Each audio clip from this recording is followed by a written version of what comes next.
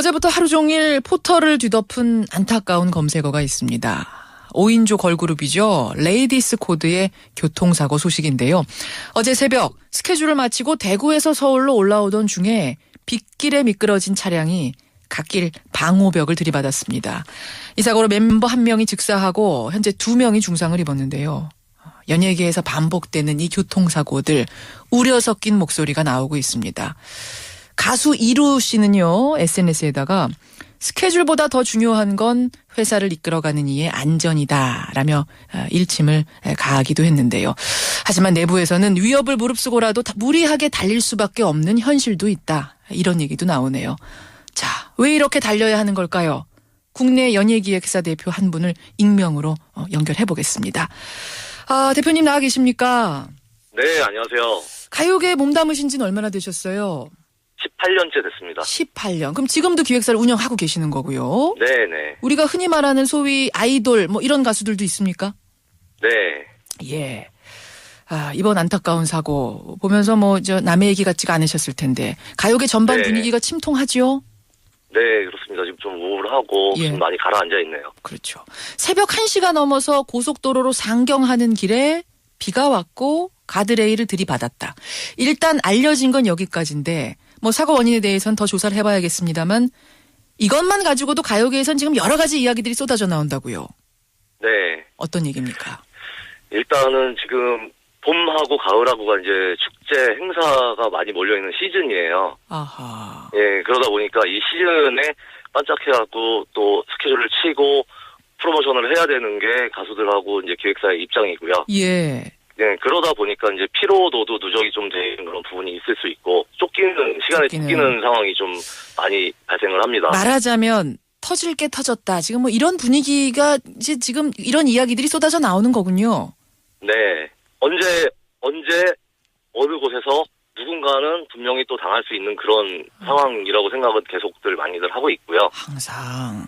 예, 그렇지만 안 할 수 없는 게 또 회사나 가수들의 입장이니까. 이런 그럼 흔히 말하는 시즌, 그러니까 네. 봄이든 가을이든 행사가 많은 시즌, 혹은 이 가수가 막 음반을 내고 한참 행사를 뛰어야 하는 얼굴을 내비쳐야 하는 이런 때에는 보통 행사를 몇 개씩이나 뛰나요?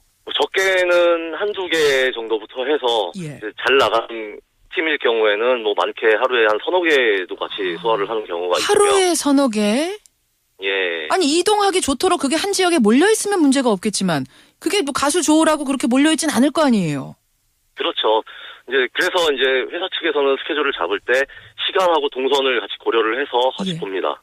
그러면 심한 경우는 대표님은 어떤 경우까지 보셨어요? 한 3일 동안에 연속으로 하루에 2개씩을 해갖고 저희 전국을 도는 경우까지도 있고요. 3일 동안 전국 투어?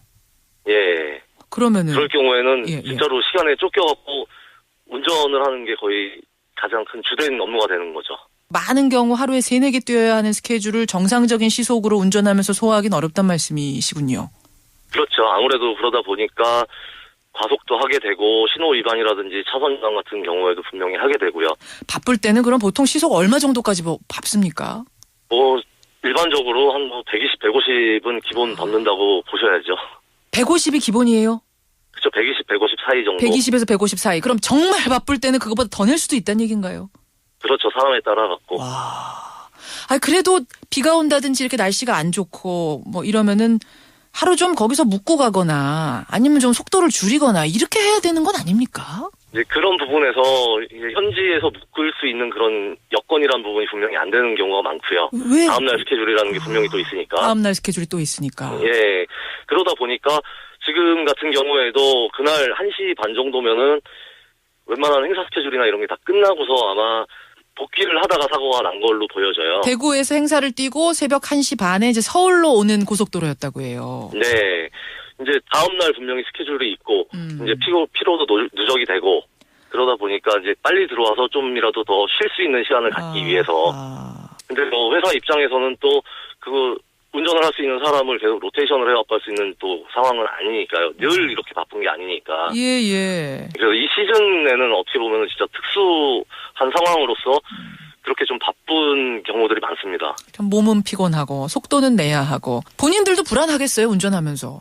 그렇죠. 그런 경우 많습니다. 현실적인 그런 부분을 좀 감안을 하고 그러면 좋은데 이게 딱 그 몰려있는 시즌에는 뭐 어느 곳에 갈 때는 오프닝을 치고 어느 곳에 갈 때는 엔딩을 치고 이런 시간 조율을 해서 가다 보니까 그 말씀은 그 행사가 끝나기 전에 어느 행사에서는 첫 번째 순서에 뛰고 그 다음 행사에서는 맨 뒤 순서에 뛰고 이런 식으로 해서라도 막 메뚜기처럼 여기저기 뛰어야 된다는 말씀이세요. 그렇죠. 그게 현실적인 부분입니다. 아, 그렇게까지 무리한 스케줄을 해야만 생존할 수 있는 그런 환경 시스템이란 말씀이세요? 네. 안타깝지만 그렇습니다. 참 이게 하루 이틀 나온 이야기도 아니고 아까 대표님 말씀하신 것처럼 언젠가는 터질 일이 터진 거. 그렇다면 대책, 해법도 나와야 할 텐데 말입니다. 글쎄요. 지금 가장 좋은 방법은 운영에 대한 부분이 조금 원활하게 돼갖고 인력을 더 보충하고 예. 살인적인 스케줄이라든지 좀 무리한 스케줄에 대한 부분은 좀 배제를 할 수 있는 그런 부분이 돼야 되는데 지금 현재로서는 그게 참 현실적으로 쉽지 않은 부분입니다. 아니 가수들 차량에다가 일정 이상의 속도는 못 내도록 하는 그 장치 같은 거 지금 고속버스엔 사실 그런 거 달아놨거든요. 이런 걸 다는 건 너무 비현실적인가요? 그럴 경우에 진짜로 급하게 시간이 늦어져갖고 다음 스케줄 장소로 이동을 할 때 예. 그 규정 속도를 지키면서는 그 시간 안에 도착을 못하는 경우가 생기죠. 결국은 그러면은 이 운영하는 저 기획사 대표들, 가요계 관계자들의 인식이 좀 변화하는 게 먼저겠네요. 뭐 절대적으로 필요한 부분이긴 하지만 참 항상 그렇게 모든 거를 규제를 하고 맞출 수가 없으니까 그런 부분에서는 말로써 주의를 하고 계속 상기를 시키는 수밖에 없는 현실이죠. 예. 자율경쟁 시장에서 참 뾰족한 답을 찾기가 어렵다는 게 답답하긴 합니다만 어쨌든 우리 가요계 현실이 어떤지는 우리가 오늘 생생하게 들었습니다. 오늘 어려운 증언해 주셔서 고맙습니다. 네, 감사합니다. 예, 국내 연예기획사의 대표 한 분 익명으로 연결해봤습니다.